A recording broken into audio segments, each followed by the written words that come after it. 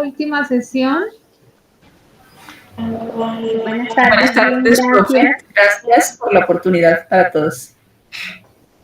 Buenas tardes para todos, muchas gracias. Buenas tardes para todos, gracias. Buenas tardes para todos. Buenas tardes para todos. Buenas tardes. Muy buenas tardes para todos. Buenas tardes para todos.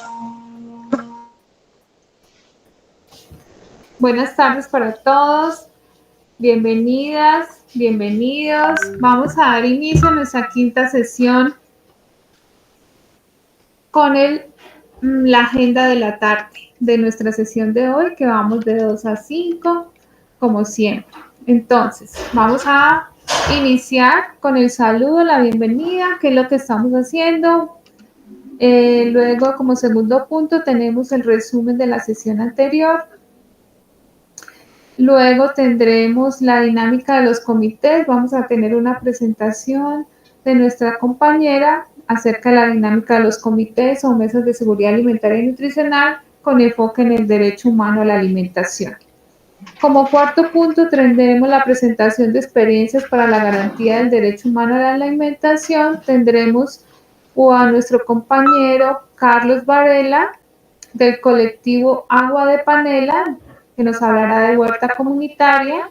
Luego tendremos a nuestra compañera Giovanna Alvarado, que nos hablará de cocina ancestral boyacense. También tendremos a David Delgado de La Enredadera, del colectivo La Enredadera, nos hablará del Festival de la Maleza. Y por último tendremos a doña Dora Monsalve, compañera de nosotros, igual que Carlos, hablándonos de la Casa Comunitaria de Semillas. Para el cierre nos vamos a acercar y tener una reflexión acerca de lo que me llevo de esta escuela de líderes por el derecho humano a la alimentación, cómo fue nuestra participación, qué nos gustó, bueno, todas esas cosas. Y al final la presentación de los certificados. Entonces, hoy vamos a estar acompañándolas como siempre. Irma Pulido, Karen Cruz, Lizeth Maldonado y yo, Marta Chisino. Le damos paso a nuestra compañera Lizeth para que nos cuente el resumen de la sesión anterior. Bienvenidas y bienvenidos todos. Buenas tardes, bienvenidos a esta quinta sesión. Sobre la sesión 4, entonces vamos a recordar las temáticas manejadas en esta sesión. Entonces, recordamos las cartografías que se presentaron, como la cartografía de Miraflores a cargo de Andrea Rojas y Diana Rojas, la cartografía de Tibasosa a cargo de Joana Alexandra Pérez, la cartografía de la provincia del Occidente a cargo de Carlos Javier Valero y Sativasura a cargo de Lidia Rocío Novoa, Moniquirá a cargo de Diana Martínez Suárez y la participación de nuestro compañero Daniel con la temática participación y organización y movilización en Boyacá. De todas estas temáticas nos dejaron muchas experiencias, conocimos la cultura de muchos de algunos de los lugares de Boyacá. Igualmente nos dejó esa enseñanza que es importante la participación, sea en nuestras veredas, municipios, comunidades. Esto es un punto muy importante para fortalecer. Entonces, quedamos de la sesión anterior con todas esas enseñanzas.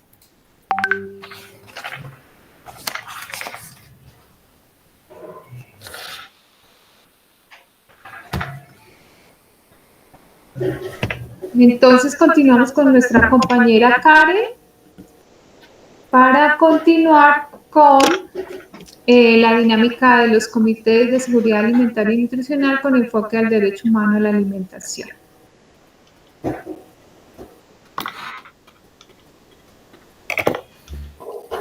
Gracias, Martica. Muy buenas tardes a todas, a todos.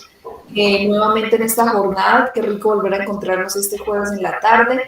Ya cerramos nuestra sesión hoy con invitados muy especiales como lo vimos en la agenda y pues invitados todos ustedes los que están aquí, qué mejores invitados. Entonces, vamos a avanzar hoy con la temática, esta temática es como el objetivo, uno de los objetivos con los que empezábamos la escuela es que ustedes terminando esta sesión del día de hoy, nosotros nos vamos a comunicar y ustedes van a quedar en una lista de líderes sociales formados por nosotros para que ustedes después puedan comunicarse, acercarse y ser partícipes de los comités que tienen en cada uno de sus municipios. Si bien ya sabemos y salimos de esta escuela formados reconociendo que cada municipio tiene un comité de seguridad alimentaria y nutricional, que yo como líder o lideresa, sea de una fundación, sea individual, solo pues ciudadano, que con eso ya pues me tengo derechos y tengo deberes, ¿cierto?, sea de algún colectivo, juvenil, cultural, ambiental, pues todas estas características que nos representan como organizaciones, como grupos sociales, son los que nos permiten llegar a esos municipios, a esos comités de las alcaldías, a poner nuestra voz. Ese es el objetivo principal de nuestra escuela, que no se nos olvide por qué estamos acá, por qué participamos todos los jueves en la tarde y cuál es nuestro objetivo terminado la sesión, salir certificados, pues empezar esa participación. Si bien estamos terminando el año, posiblemente la mayoría de comités les quede un comité, de municipios les quede por sesionar un comité o dos comités, dependiendo cómo hayan avanzado, que les quiero explicar hoy. El acto administrativo, que normalmente todos los municipios lo conforman o su comité se conforma por un acto administrativo que es un decreto, ¿sí? Algunos lo hacen por resolución, muy pocos, la mayoría son decretos, y algunos se acogen al decreto del COMPOS, ¿cierto?, que es el Consejo Municipal de Política Social, y en ese Consejo Municipal, pues, anexan su mesa de trabajo, que sería la mesa de trabajo de seguridad alimentaria. Pero ya en nuestros 123 municipios tienen un decreto, ¿cierto?, donde tienen un escenario de trabajo, sea mesa o sea comité. Entonces vamos a reconocer ese decreto, como pueden ver acá, ¿cierto? En nuestra imagen tenemos que, por ejemplo, este decreto 1329 es por el cual se creó el Comité Técnico Interinstitucional de Seguridad Alimentaria y Nutricional del Departamento de Boyacá. Se creó en el 2009, como se pueden dar cuenta. Y así viene conformado, qué estructura tiene cada uno de los decretos. Entonces viene conformado así, como vemos aquí en esta parte, la normativa, ¿cierto?, que empieza a darse a partir del considerando, ¿sí?, del considerando, donde vamos a ver qué normativa me justifica de por qué yo estoy hablando de seguridad alimentaria y cuáles son los derechos a los que voy a responder. Por ejemplo, aquí hablamos actualmente de los derechos humanos, que es la Declaración Universal, el PIDES, que es el Pacto Internacional de Derechos Económicos y Sociales, la Constitución Política, el Plan Decenal de Lactancia Materna, la Ley de Pérdidas y Desperdicios de Alimentos, ¿cierto?, el COMPES, los planes de desarrollo. Este COMPES fue el acuerdo de paz, el COMPES 3918, que es el de objetivos de desarrollo sostenibles, y el COMPES de política del derecho humano a la alimentación, que es el que tenemos pendiente. Este es un considerando, ya miramos una estructura completa, eso es como para ir verificando qué debe llevar un decreto y que debe estar actualizado. Algunos decretos de los municipios se encuentran un poco desactualizados respecto a que no reconocen la política o el enfoque de derechos humanos y siguen hablando desde seguridad alimentaria sin reconocer el derecho humano a la alimentación con soberanía y autonomía alimentaria. Sí, entonces esperaría que estén todos actualizados. Cuando ustedes lleguen al comité y se den cuenta que alguno de sus escenarios no están trabajando bajo el enfoque de derechos humanos, ya hablaríamos de que están desactualizados, ¿cierto? Normalmente cada comité sesiona trimestralmente o cuatrimestralmente. Digamos que el mínimo de sesiones que debe tener un comité son 3. El mínimo de sesiones que debe tener el comité al año son 3 sesiones, ¿sí? Ya puede que surjan 4 o surjan comités extraordinarios de acuerdo a la temática o a las que estén manejando, o si se presenta una problemática, por ejemplo, de eventos de desnutrición aguda y nos toque sesionar un comité extraordinario por alguna solicitud o urgencia pues, que requiere este evento, que es urgencia vital de la familia o del niño, o por algún, ¿cómo se le llama esto? Se me fue. Cuando hay un movimiento en masa, cuando hay una sequía, cuando hay inundaciones, ¿cierto? Donde se afecta el bienestar y la vida de las personas, pues se hacen comités extraordinarios para ver cuál va a ser la asistencia alimentaria inmediata que se le debe dar. En esos eventos es cuando se activa un comité de manera extraordinaria, como su nombre lo dice. Hay un tema importante, que hay una secretaría técnica por cada comité. Entonces, si en mi comité de Chiquinquirá, de Cubará, tengo ya este comité sesionado y activo a partir del decreto, pues hay un líder. Ese líder es el que se le llama secretaría técnica. Él tiene unas funciones prioritarias que es convocar. Convocar es como el que administra el comité, ¿no? Convoca, está pendiente de que la gente participe, hace las actas y gestiona todos los procesos, los correos y demás que empiezan a surgir en el comité, ¿sí? ¿Quiénes ejercen la secretaría técnica?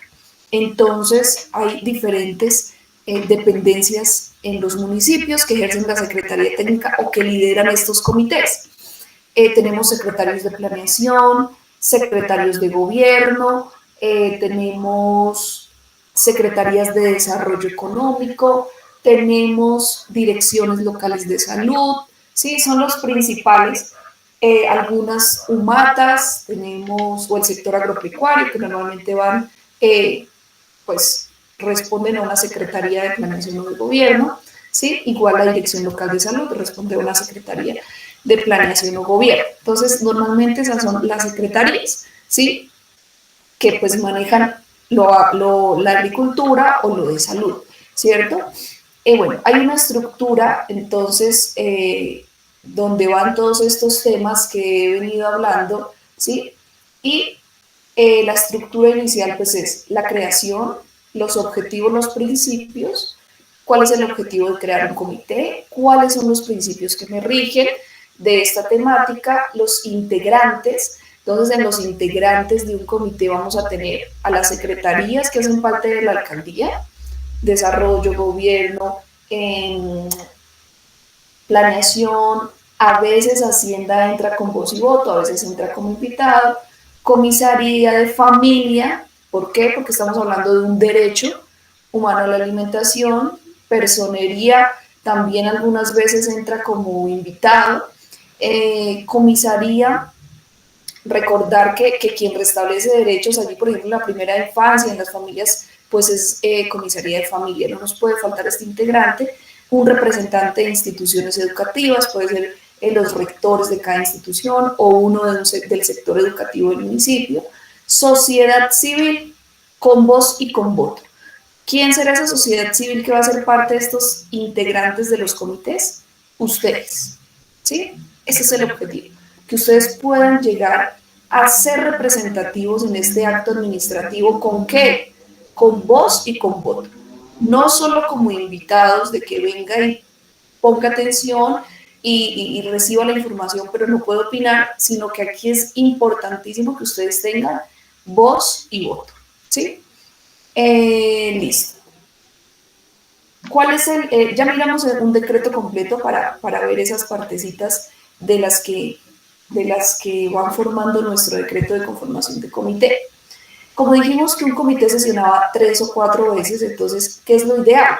Que empezando el año se sesione en el primer comité y se pueda establecer cuál va a ser la programación en mi segundo comité, en mi tercer comité y en mi cuarto comité. Y que en todos los comités pueda participar referentes de la sociedad civil. ¿Por qué? Porque en todos los comités se toman decisiones. ¿De qué? Del plan de seguridad alimentaria y nutricional que se va a construir. ¿De qué? De la atención y la oferta programática que se les da a los niños en desnutrición aguda o a las familias en malnutrición, ¿sí? ¿De qué? De oferta de proyectos y programas que van alrededor de la seguridad, de la soberanía y la autonomía alimentaria. Pero si no hay acá, miren esta fotico tan importante, si no hay acá sociedad civil, de que las decisiones se toman, pero de que se toman, pues, sin la opinión y el voto de la sociedad civil, también. Entonces, por eso es tan importante que podamos definir quién va a ser la sociedad civil de estos comités. Actualmente son muy pocos los comités del departamento que tienen presencia de la sociedad civil, son muy pocos. ¿Por qué? Porque la participación, como lo veíamos en la sesión pasada con el compañero Daniel, es compleja, ¿no? Hay diferentes formas de participar, como en esta que es el escenario del comité, y hay barreras también en la participación que miramos. Pero aquí el llamado es al objetivo de esta escuela, de por qué estoy aquí, y a la responsabilidad y a qué me comprometo yo como líder o lideresa, que me acabo de formar en unos conceptos del derecho a la alimentación. Seguramente se nos quedaron muchos por fuera, mucho alrededor de la alimentación podríamos tocar mil cosas, ¿cierto? Pero esto que es lo fundamental, que son los escenarios de toma de decisiones, es donde debemos, pues, participar, y el objetivo es que ustedes estén aquí y que hagan parte de ese quórum, que es el quórum es quien delibera, que haya un total de personas reunidos para tomar decisiones y que ustedes tengan voz y voto. Entonces, por ejemplo, aquí puse un ejemplo de temáticas que puede hacer el comité en una primera sesión, ¿cierto? Tener sus instrumentos de planeación, entonces empiezan a construir un plan de seguridad alimentaria, viendo si hay una política pública, viendo cuál va a ser el plan del cuatrienio, o sea, el plan de desarrollo municipal, y a partir de esto, construyendo su plan de acción anual de seguridad alimentaria, ¿sí? Todo esto teniendo en cuenta que la política pública y que el plan de desarrollo municipal, que van articulados para ese plan de acción, tienen metas a corto, mediano y largo plazo. Entonces, como un mandatario tiene 4 años, pues ¿a qué metas le puedo yo apostar, ¿sí?, de esa política pública y de las temáticas y problemáticas que tiene el municipio? Si bien la política pública nos dice, bueno, en Colombia o en el departamento o en tal hay estas problemáticas, ¿cuál es el alcance real que tiene un mandatario? Todo eso lo deben analizar ¿desde qué? Desde los recursos que tiene el municipio para plantear esos proyectos y esos programas y proyectos de respuesta a esa problemática, ¿sí? Entonces, por eso es tan importante el escenario, este escenario para que ustedes participen.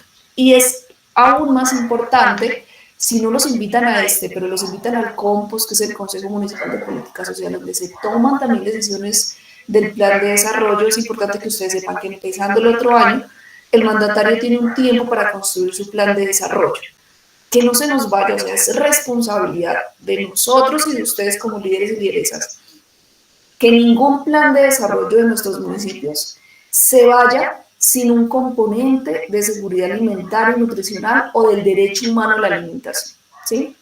Comprometámonos a que nuestros planes de desarrollo municipales sí o sí deben llevar soberanía, seguridad y autonomía alimentaria, que son las escalas de realización del derecho humano a la alimentación que lo vimos en la primera clase, ¿cierto?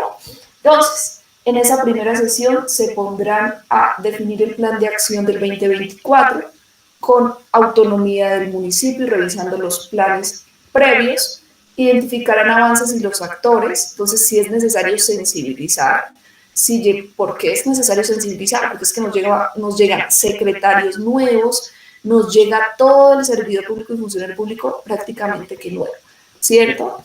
Comisarías de familia, algunas que no hacían parte, ya casi todas las comisarías hacen parte de nuestros comités. El plan SAN, acciones municipales, que sean medibles los planes, que no pongan acciones porque sí, sino que ustedes puedan tener indicadores en un plan y decir cómo empezó. Empezamos con tanto exceso de peso en la población adulta, con un 50%. Entonces, ¿cuál es la meta? Que a los 4 años de terminado el mandato podamos bajar ese 50% a un 48%. ¿Sí? Es un ejemplo, ¿no? Pero eso es lo que tenemos que poner en las metas, en los objetivos, todo este tema de indicadores. Línea base es donde partimos.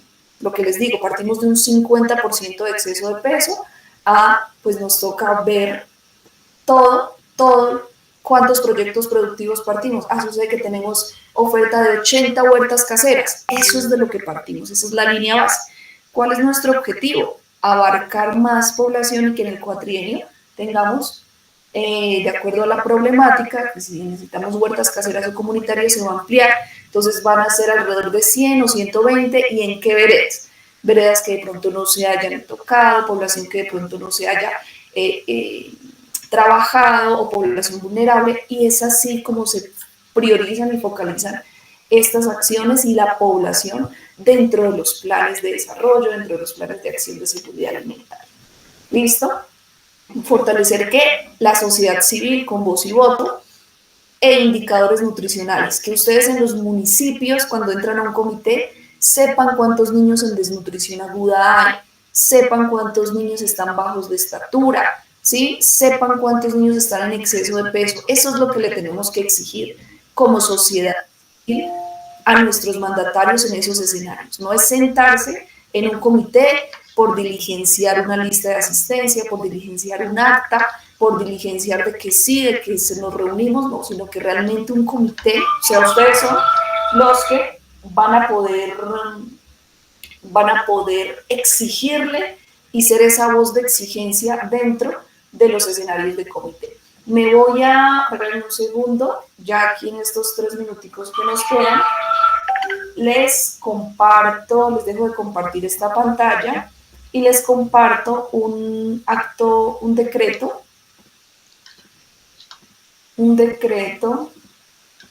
a ver si ya lo podemos aquí ver, espérame un segundito.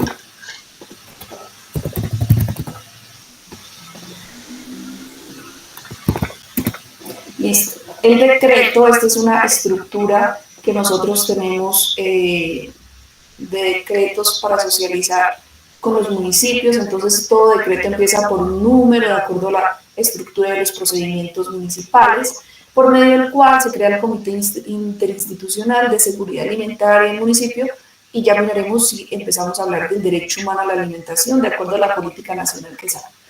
El alcalde del municipio, con la normativa que permite considerar un decreto, todo el considerando, ¿se acuerdan que les mencioné lo que me justifica? ¿Qué me justifica a mí? Entonces, constitución política, ¿cuáles artículos? Ok, debo verlos acá. ¿Y esto qué me dice? Que las niñas y los niños, adolescentes y mujeres gestantes y lactantes, adulto mayor, pueden garantizarse prioritariamente, pero el derecho a la alimentación me dice, bueno, también pilas, que es que tenemos la producción, ¿cierto? Entonces, en la producción de alimentos, puedo yo también reconocer que el campo debe proteger la producción de alimentos. Entonces hay una relación entre la producción y la población que requiere de manera prioritaria, pero el derecho a la alimentación se ejerce en toda la población. Si bien escuchamos a Daniel, también está en el Congreso un proyecto de ley para que quede como derecho fundamental el derecho humano a la Constitución, el derecho humano a la alimentación en la Constitución, ¿cierto? Que le corresponde al Estado garantizar el derecho a la alimentación, la definición del derecho a la alimentación, el plan de salud pública, ¿cierto? La ley 1098, que es el Código de Infancia y Adolescencia, la ley 1355, que define la obesidad y las enfermedades crónicas, los principales objetivos de desarrollo sostenible, fin de la pobreza, hambre cero, salud y bienestar, agua limpia y saneamiento, nuestro COMPES de política de seguridad alimentaria y nutricional como uno de los antecedentes y de los movimientos más grandes que ha tenido el país en respuesta a la seguridad alimentaria, ¿cierto? La CISAN, que es el Comité Nacional de Seguridad Alimentaria, el punto 134 del acuerdo final de las FARC, donde acordaron el sistema para la garantía progresiva del derecho a la alimentación. Esto también lo vimos en la primera sesión, aquí haciéndoles el recorderis. El plan decenal de lactancia materna y alimentación complementaria, reconociendo que la lactancia materna es la primera garantía que tiene un ser humano de el derecho adecuado de esa alimentación, ¿cierto? Bueno, y otro par de normas, entonces aquí hablábamos ya qué decreta este documento. Decreta la creación, entonces créese un comité de seguridad alimentaria y nutricional del municipio tal, entonces del municipio en el que ustedes están. Objetivos: formular el plan de seguridad alimentaria. 2. Propiciar de manera articulada con las instituciones y actores sociales el concepto y la ejecución de programas alrededor de los componentes del derecho humano a la alimentación. 4. Mejorar la calidad de vida de la población. Ese es el objetivo. Vulnerable, ¿cierto? Y de todo tipo de población que esté en malnutrición y que requiera acciones prioritarias. Fortalecer promoción y protección de la lactancia materna. Principios, entonces hablamos del derecho a la alimentación, equidad social, perspectiva de género, desarrollo sostenible, corresponsabilidad y respeto a la identidad. Integrantes, todos los que mencionamos anteriormente, ¿cierto? Comité, a quienes, por ejemplo, acá dice invitados, que estos invitados no tienen voz, no tienen voto, perdón, pero sí tienen voz, son invitados ocasionales de acuerdo a la temática que se toca en un comité. Las funciones del comité, ¿cierto? Y la secretaría técnica, por ejemplo, ¿quién será? Esta secretaría técnica es la que con la que ustedes van a tener comunicación. Nosotros les estaremos ahorita por tiempo, pues no alcanzamos a mostrarles de cada municipio quién es su secretario técnico, pero la idea es que nosotros les podamos ser la conexión entre ustedes y esos secretarios técnicos de los municipios para que los tengan en cuenta y los dejen por escrito en esa rendición de cuentas, que sí hay sociedad civil de los comités para que los empiecen a llamar en los próximos comités de seguridad alimentaria. Ese es como el compromiso principal que nosotros adquirimos de esta escuela, ser ese canal de comunicación. Listo, sesiones que son 3 o 4 veces al año, lo que les hablaba, quórum y vigencia. Bueno, si tenemos alguna pregunta de este comité, de este decreto, por favor, me las van escribiendo al chat porque vamos a continuar con la agenda de acuerdo a que tenemos invitados, ya esperando la participación. Entonces, vamos preguntando al chat cualquier duda de lo que acabé de mencionar y les dejo a mi compañera Lizeth. Lizeth, por favor, te agradezco la palabra a los invitados que tenemos para el día de hoy. Muchas gracias.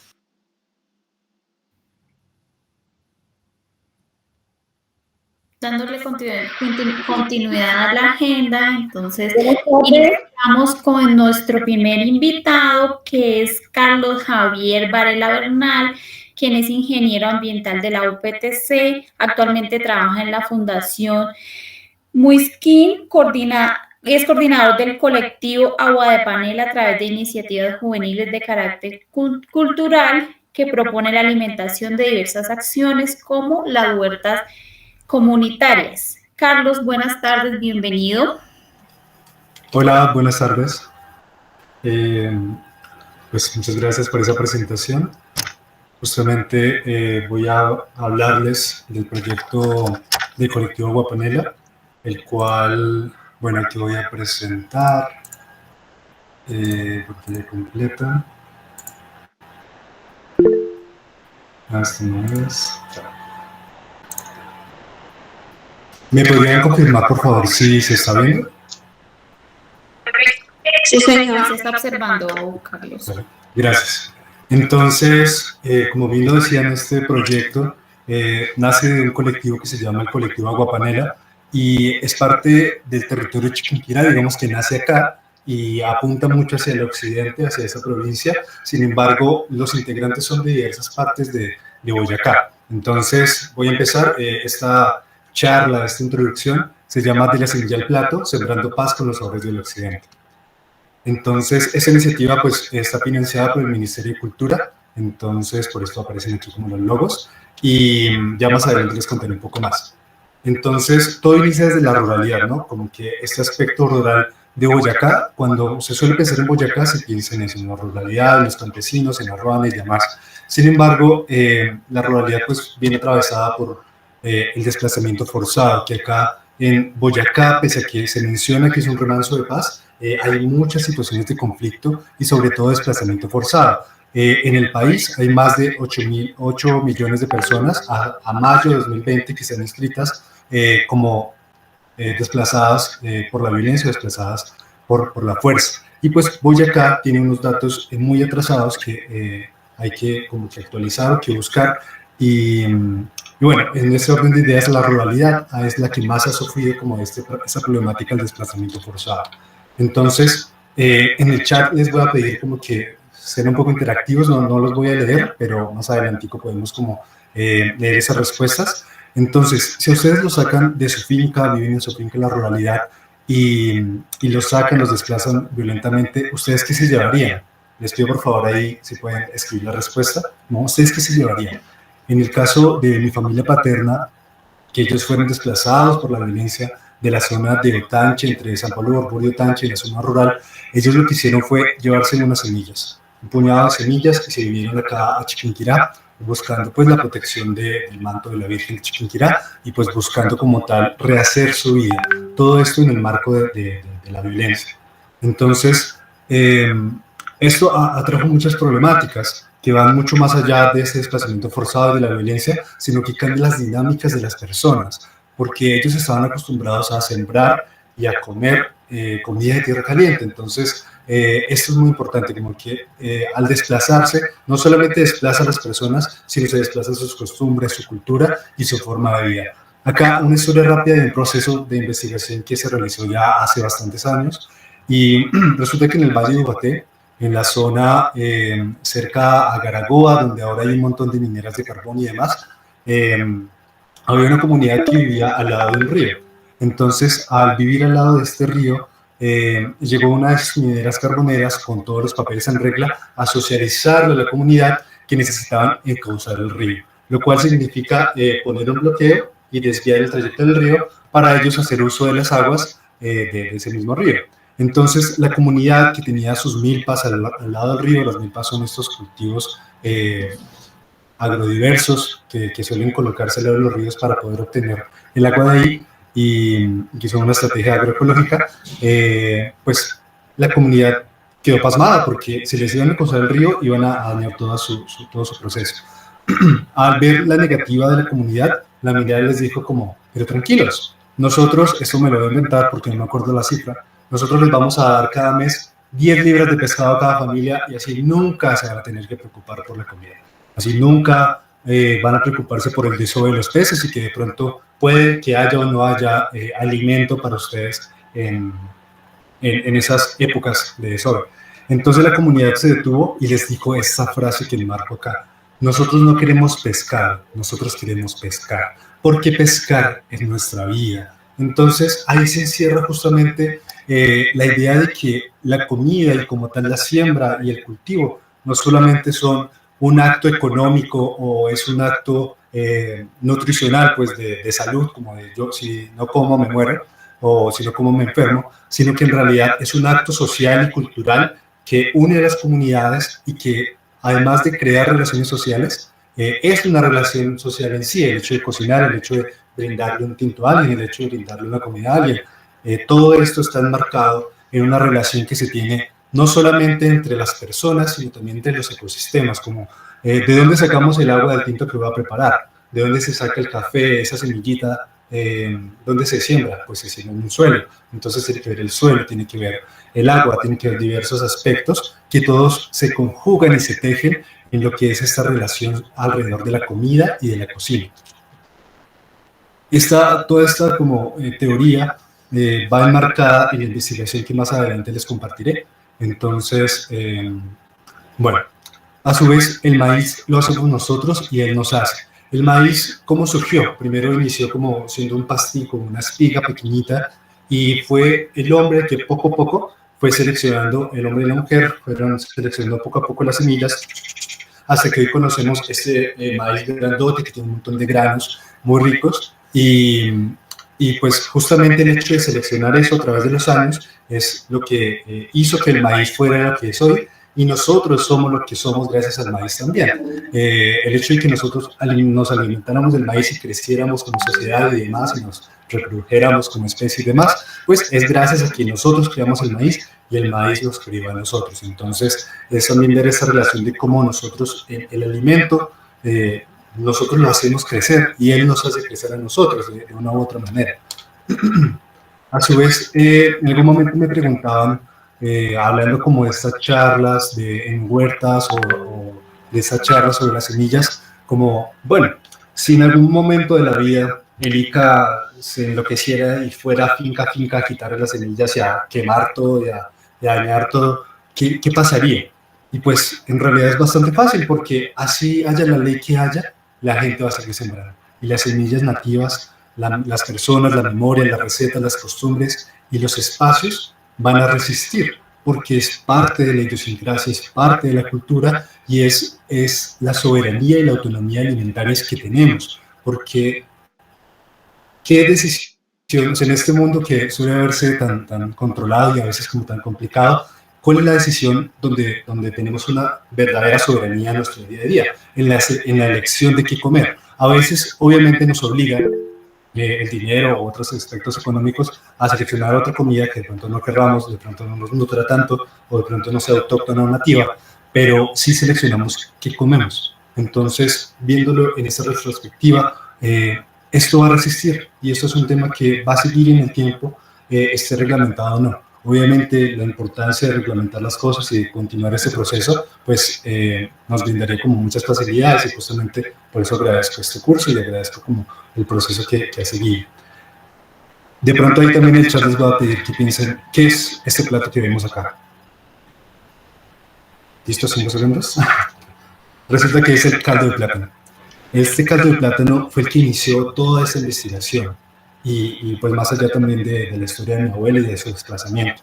Resulta y pasa que mi abuela fallece hace 2 años, y pese a que vivo en el campo, no tengo acceso a la tierra, no puedo sembrar, porque pues cosas económicas, cosas de loteos y demás, no puedo sembrar, entonces perdí, quedé desterrado de cierta manera. Y cuando falleció mi abuela, pues este era el plato que yo comía todos los días, el caldo de plátano. Y era único en mi colegio cuando nos preguntaban como, bueno, ¿ustedes qué desayunaron? Pues era la única respuesta al caldo de plátano, era la mía. El resto era huevos, caldo de costilla con papa y demás. Y bajo esta retórica de que mi abuela fallece y dejamos de cocinar esto por un tiempo, como dándole un luto, cuando lo volvimos a cocinar, mi papá dijo algo hermosísimo. ¿Perdón? ¿Hay una pregunta? Es que alguien tiene activado el micrófono. Entonces mi papá dijo algo hermoso, y es: casa donde se desayune caldo de plátano, casa de gente de tierra caliente. Y ahí comprendí que si bien se desplazaron ellos, también se desplazaron sus costumbres, esto que mencionaba antes. Ellos dejaron de ser, entre comillas, de tierra caliente por mudarse a una tierra fría, y sin embargo pues se arrastraron todas esas costumbres, esa idiosincrasia, porque es que esa es su cultura y esa es su forma de ser y su afirmación cultural. Eso es lo que ellos son y eso es lo que yo soy también. En este marco, entonces, nació este proyecto de Cultivando Paz con los Sabores del Occidente, buscando ese sabor que yo había probado todo este tiempo, pero que yo no sabía de dónde venía. Entonces, comenzamos a trabajar con mujeres víctimas del conflicto armado y mujeres rurales del municipio de Otanche, y nos pusimos a pensar, listo. Me puse a pensar ya personalmente como, listo. Mi abuela migró, se llevó semillas de tierra caliente, las sembró en clima frío. Eso científicamente, pues, en la ingeniería ambiental no se ve, pero con el tiempo y con la convivencia de mi abuela y con el hecho de vivir en el campo, supe después que técnicamente se llamaba adaptación, adaptar la semilla de clima frío, de clima caliente a clima frío.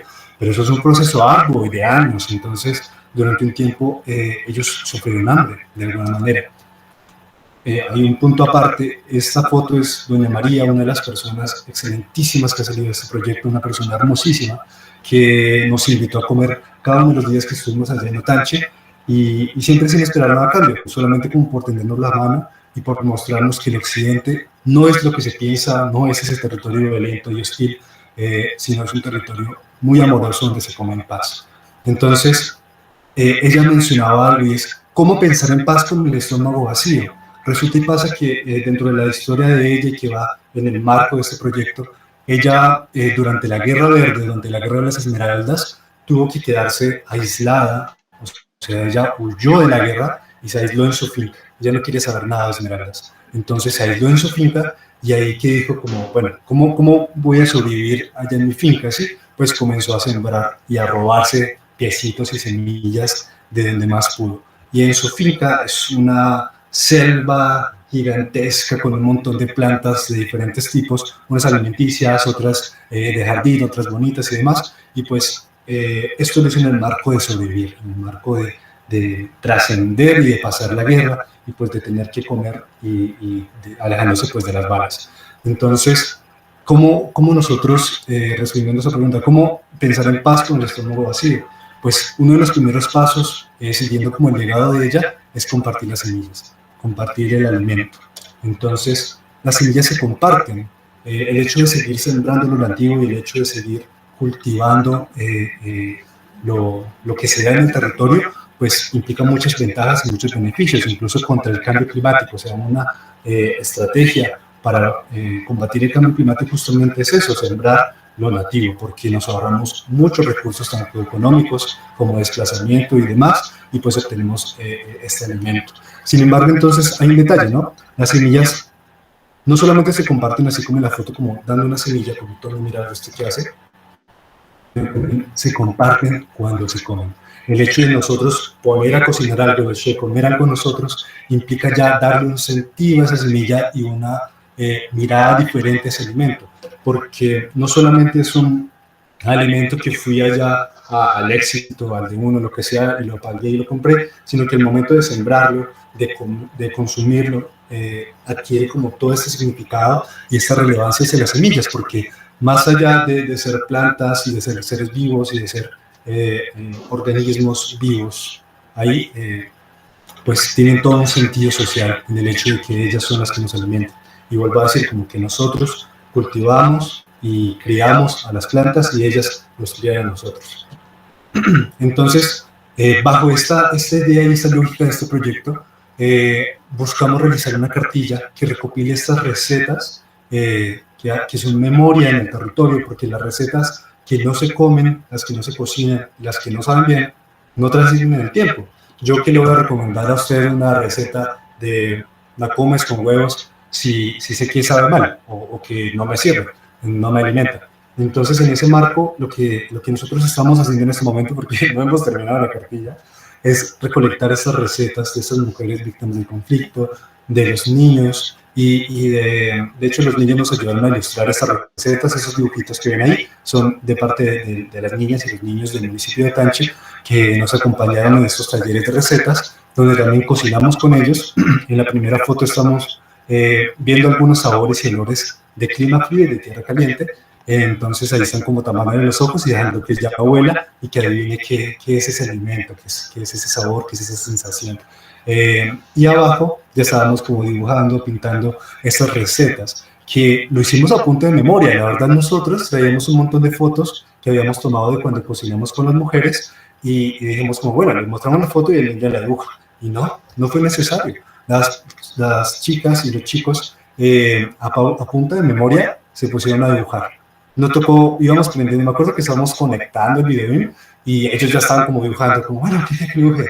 Entonces, esta cartilla que aún estamos haciendo, que aún estamos cultivando, pues hace parte de recolectar toda esta memoria, y no de una forma extractiva, como de venga, su merced, regálame su recetica y yo y la paso por allá. No, la idea es que estas cartillas de memoria, porque también recolectan las historias como la de María, que les comparto, o la de muchas otras mujeres que decidieron no dar su nombre, pero sí dar su testimonio y su historia.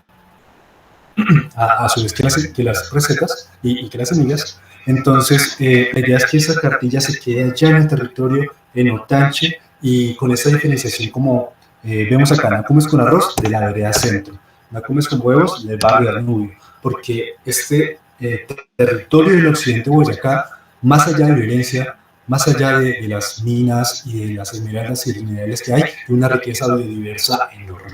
Y no solamente en clima caliente, como es el caso de Otanche, sino también en clima frío. Entonces, es largar la mirada a toda esta biodiversidad que existe, no solamente alimenticia, sino también muy general, y cómo recolectarla pues, a través de esta cartilla que se va a quedar en Otanche y que va también a ser repartida en diferentes municipios, como en las bibliotecas públicas, sobre todo, y en los colegios, porque ellos, los niños, son los que van a elegir qué van a comer.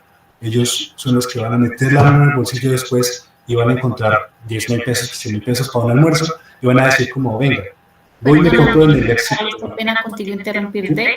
Lo que sucede es que quedan un par de minutos para que el link se termine. Entonces, dale. vamos a enviar nuevamente un link. Gracias. Igual terminó, porque ya voy a terminar. Sí, puedes continuar y ya. Listo. Entonces, ellos, los niños, son los que van a meter la mano en el bolsillo y van a decir, ¿qué voy a comprar? Me compro unas nacumas sembradas acá en Otanche o me compro un paquete de papas. Entonces, con los niños fue que hicimos este trabajo, y ellos con su memoria y con sus recuerdos de cuando estaban en la finca, porque aquí este niño es del barrio de Danubio, o sea, es del municipio del centro, pero dibujó muy bien la nacuma. Entonces, él conoce las plantas por sus abuelos, por sus tíos y demás, por su familia. Entonces, bueno, todo esto también va enmarcado en el hecho de sembrar y de cómo la urbanidad también tiene que ver. Y esta foto que les muestro acá, la tomé hace media hora, más o menos, y es el pequeño espacio que tengo para sembrar, porque como les decía, quedé desterrado. En la finca, si bien yo vivo en la finca y me la paso allá, pues no puedo sembrar. Y para estas clases, pues vengo aquí a la ciudad y en la casa de mi papá, entonces como que tengo este espacio ahí para sembrar, para cultivar. Entonces, es como esas dinámicas también se desplazan hacia la urbanidad y que hay que pensarnos sobre eso. Sin embargo, no es suficiente como sembrar en este menos de metro cuadrado, donde, bueno, ahí se alcanzan a ver que hay como frutos. Se me olvidó esta mora.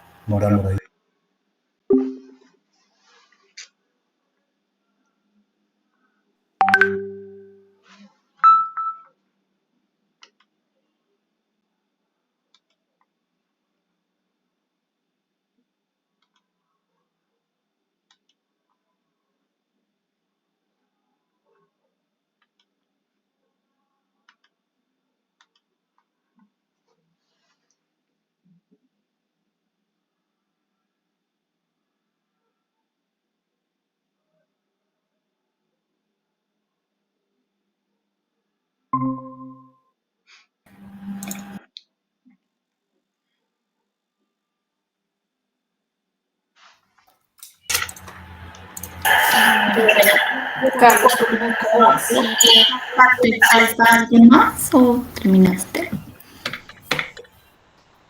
Faltan 2 diapositivas y ya nomás, que son muy rápidas. Entonces, lo estoy compartiendo así.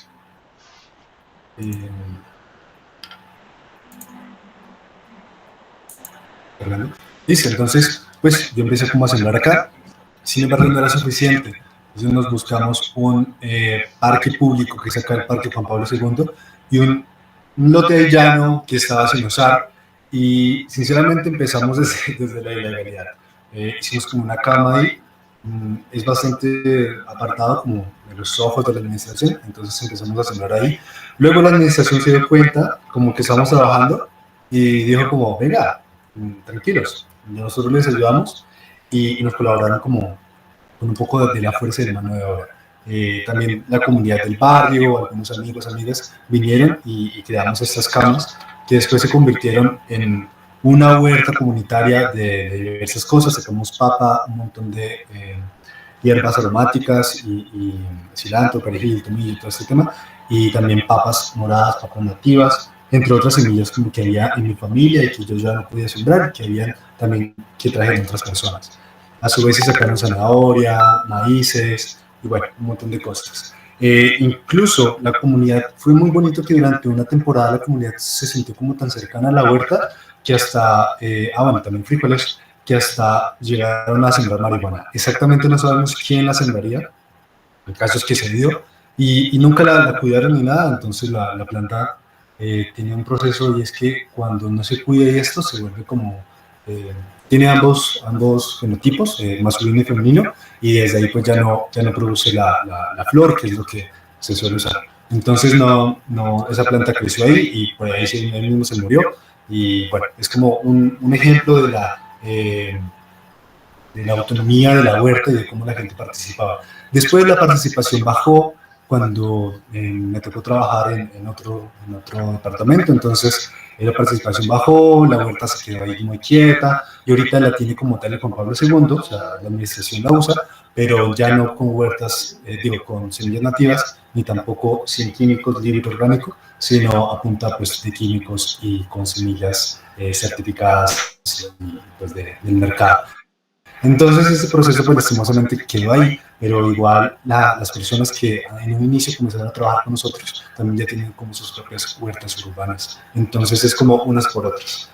Y ya, básicamente ese es como todo este proceso, esta charla y estos ejemplos que hemos trabajado, y pues de reflexión final les quería dejar que quieren la plaza de mercado, que es una ventana al campo, que siembren, coman lo sembrado, coman hongos, en Otanchi se dan un montón de hongos y la gente los cocina de unas maneras muy locas. Y son muy ricos, no son ninguna droga, son muy buenos.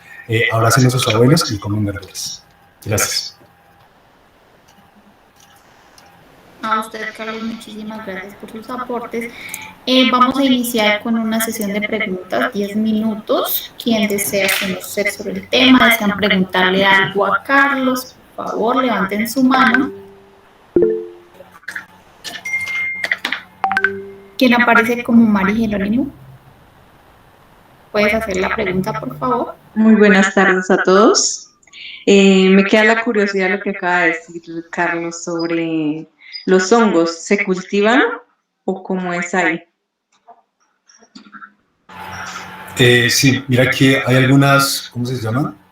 Como fincas que están en Otanche de personas, de asociaciones sobre todo.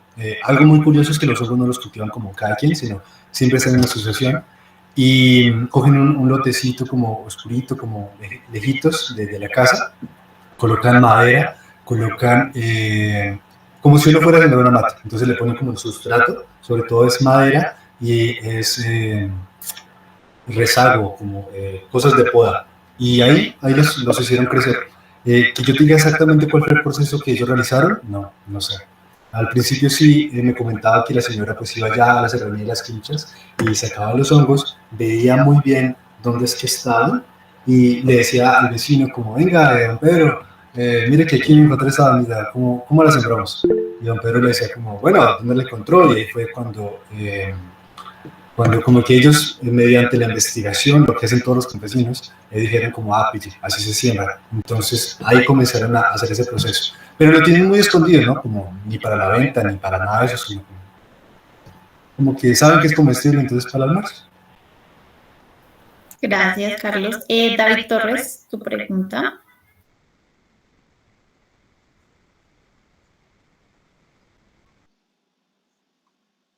David Torres. Bueno, Isabel Vargas. Buenas tardes. Más que una pregunta, creo que lo que habla Carlos es de las orellanas. Aquí en Duitama hay un cultivo en la vereda Tocowa de orellanas y las hacen en bolsas con desechos orgánicos, pero como de hojas, y también los residuos de carpintería. Pues me imagino que eso tiene un proceso de descontaminación antes de llenar aquellas bolsas de esterilización y eso. Y es uno de los cultivos que a nivel nacional ya tienen, o sea, ellos ya envían orellanas a nivel nacional. Eso en cuanto a lo que estaba hablando nuestro compañero Carlos. Yo quería hacerle una pregunta a las doctoras y soy muy curiosa y estuve leyendo y había una cuestión que se llamaba la permacultura, la permacultura o el permacultivo.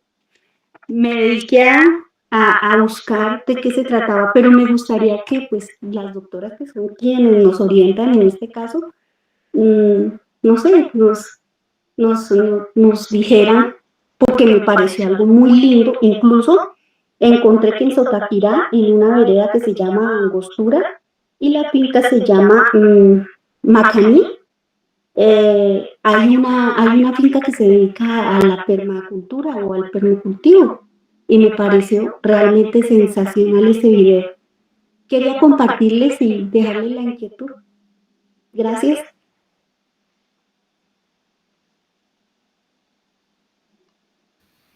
Gracias, Isabel, por tu aporte. Bueno, vamos a terminar la sesión y responder el tema de permacultura que se nos sale un poco aquí de la temática que estamos hablando con el invitado Carlos.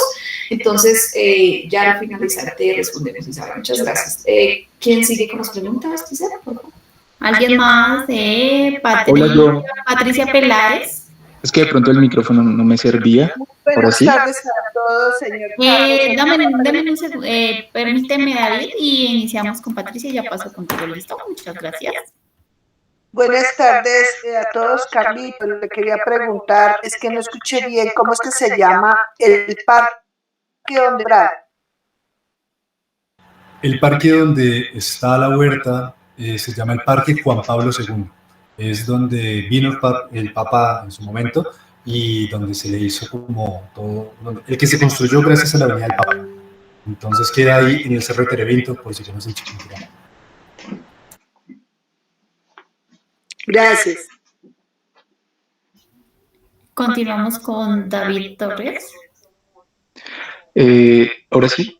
Bueno, buenas tardes a todos. Felicitaciones a Carlos por semejante presentación y su labor tan impresionante.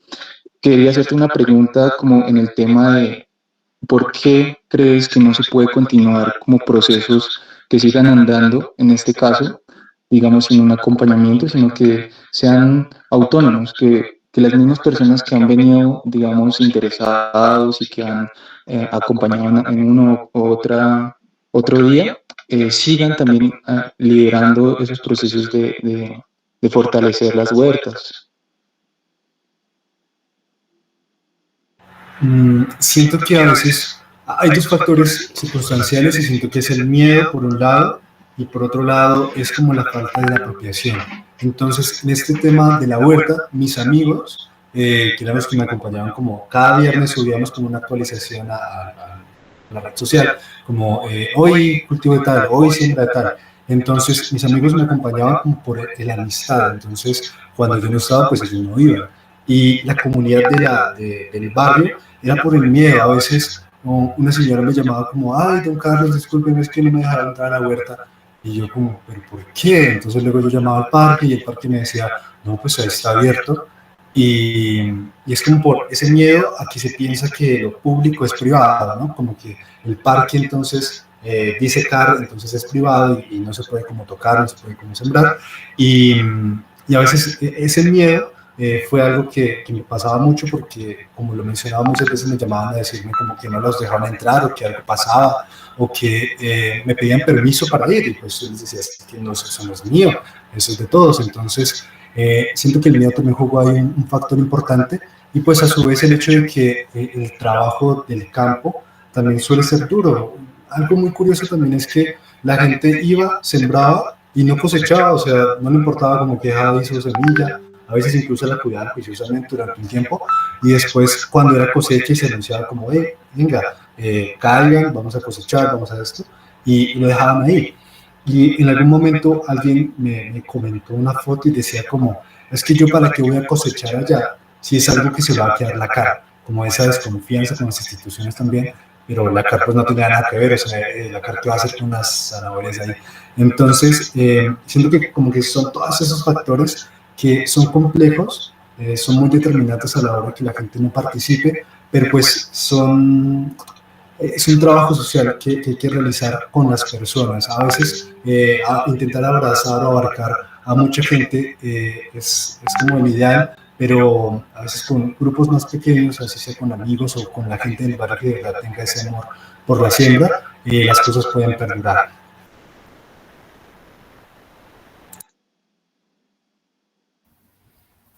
Muchas gracias. Andrea Rojas. Hola, buenas tardes. Bueno, yo quiero hacer dos aportes. Uno, el tema de los cultivos de orellanas es un poco de cuidado. Es un cultivo demasiado lindo porque es muy agradecido. Efectivamente, hay unos 4 tipos de sustratos diferentes que uno puede preparar para el cultivo de las orellanas.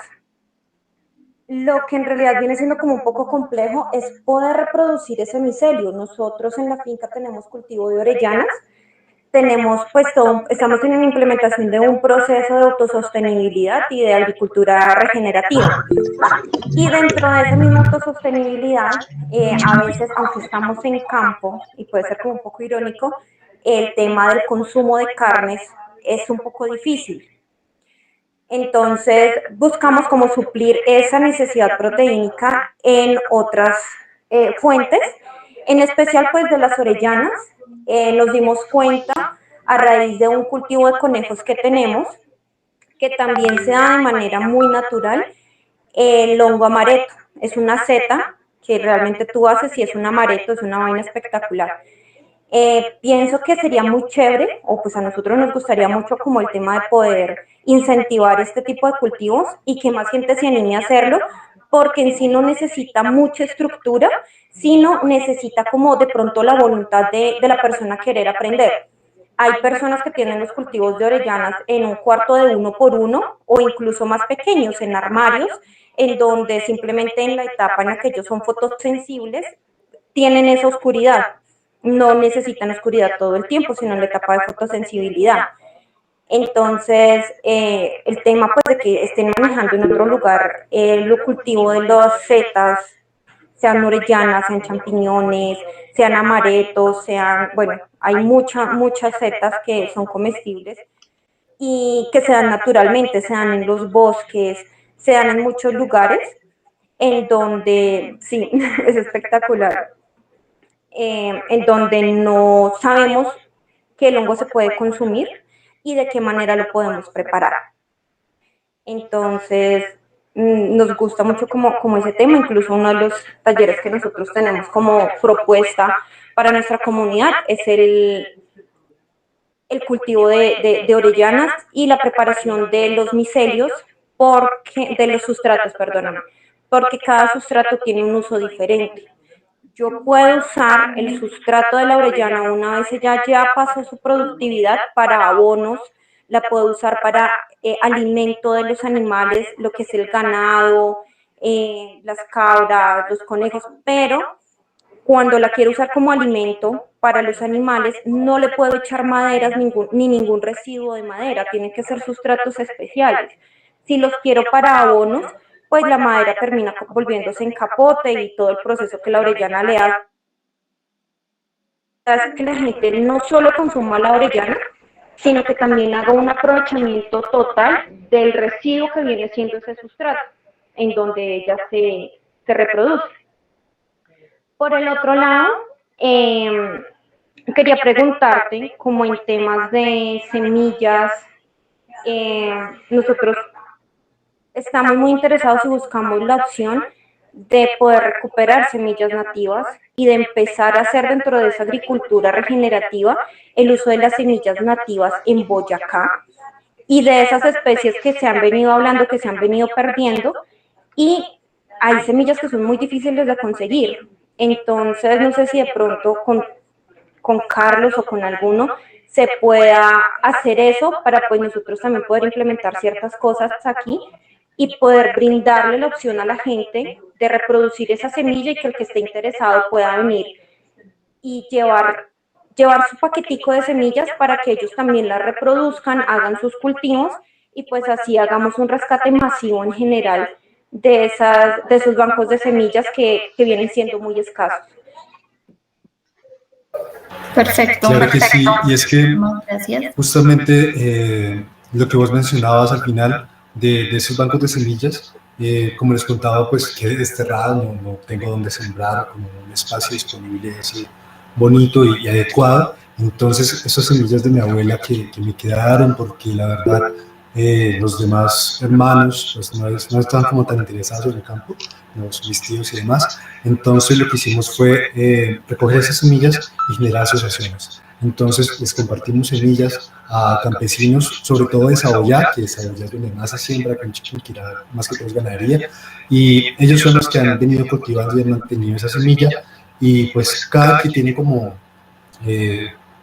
cosecha, ellos me regalan una mazorquita, un poquito de semillas, a veces me invitan a almorzar, y pues de ahí nació el banco de semillas que les compartía la otra vez, que fue un ejercicio que realizamos en Otanche con semillas de tierra caliente, que pues aquí quedaron un montón, pues si les interesa, pero acá también quedó un banco de semillas de clima frío que está en esta cajita, y cada una de esas bolsitas trae un montón de semillas de diferentes tipos de clima frío y que hacen parte de esta interacción, esas asociaciones con los campesinos para mantener viva la semilla. Entonces, claro, lo que más pueda colaborarles, pues nada, ahí dejé mi número también, y pues esas semillas están para eso, para cultivarse y para compartirse.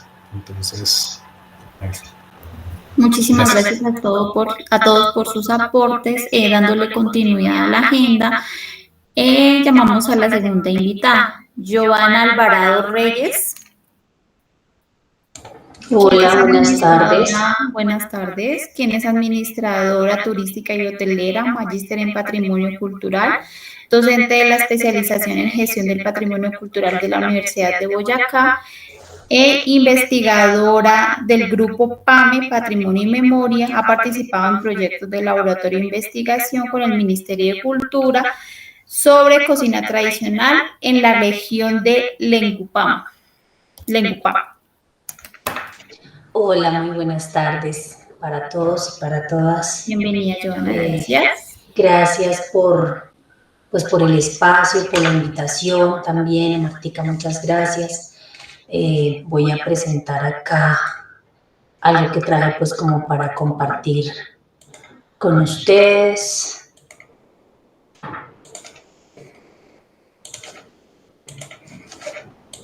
Me avisan por favor si están viendo mi pantalla.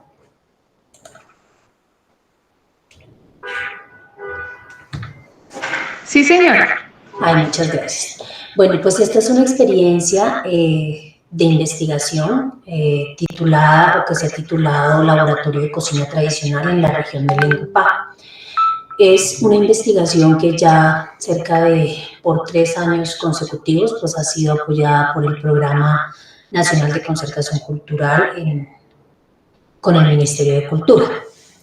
Sí, mi nombre es Miriam Giovanna, actualmente pues soy docente de una especialización en la Universidad de Boyacá, la especialización en gestión del patrimonio cultural, pero un poco la experiencia que quiero traerlos es más desde la investigación, si se quiere un poco independiente, que se ha realizado con la Fundación Región Museo en la región de Lengupá, y es estos laboratorios de cocina tradicional que buscan caracterizar las prácticas de cocina tradicional allí en la región, pero no solo de pronto a nivel de prácticas, sino también a nivel de actores, a nivel de roles de esos actores, a nivel un poco también de activos culturales, si se quiere, este tipo de recursos y la relación misma que tiene la cocina, los alimentos, con el medio en el que se producen. La región de Lengupá está enclavada pues, en la cordillera oriental del departamento de Boyacá, comprende municipios como Bermeo, Campo Hermoso, Miraflores, que es la capital de la provincia, Páez, San Eduardo y Zipaquirá. También está Rondón, que algunos dicen, bueno, a veces sí, a veces no se señala como parte de esta provincia. El hecho es que esta provincia ha sido históricamente una región de tránsitos. ¿Esto qué quiere decir? Que por ser, digamos, o por estar ubicada en el piedemonte llanero, pues tiene raíces tanto en las zonas bajas, hablándolo culturalmente o tradicionalmente, tanto como de las zonas altas, de las montañas. Y esto se ve reflejado en su cocina, porque la cocina allí en Lengupá pues tiene ese sincretismo que lo da la parte, digamos, del llano, de la llanura, como las partes altas, la papa, el maíz, o en las partes, o en la zona baja como el plátano, ¿cierto? La yuca y otros derivados, otros tubérculos que se usan mucho en cocina, sobre todo tradicional. Bueno, pero ¿qué es esto de cocina tradicional? La cocina tradicional, pues, nos lo dice Solarte, es como un extenso y un complejo entramado de actividades que son sucesivas y concomitantes, es decir, que van unidas una a la otra. Esto podemos pensarlo desde la preparación de la tierra, el cultivo, la recolección de los alimentos, la forma en cómo se llevan a la mesa, cómo se preparan, y finalmente pues cómo se disponen para la alimentación, porque pues la alimentación, los alimentos que nos provee el medio principalmente pues cumplen esa función, ¿no?, de darnos como esa vitalidad para desempeñar las labores diarias.